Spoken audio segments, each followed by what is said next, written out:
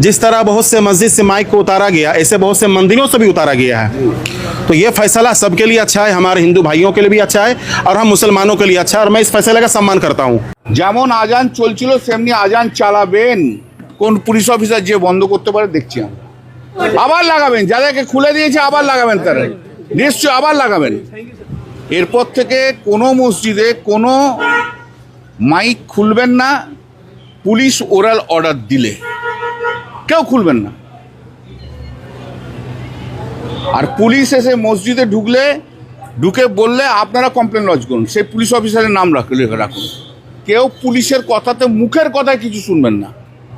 যদি কোনো police officer কোনো ফাঁড়ি কোনো থানা থেকে যদি কেউ ফোর্সফুলি গিয়ে বলে যে মাইকটা খুলতে হবে, আমি অনুরোধ করব সমস্ত ইমাম মুয়াজ্জিন অ্যাসোসিয়েশন এবং পুরোহিত সংস্থাকে যারা মন্দিরে আছেন সবাইকে, যে কোনো লিখিত অর্ডার না থাকলে দয়া করে মাইক লাউডস্পিকার খুলবেন না।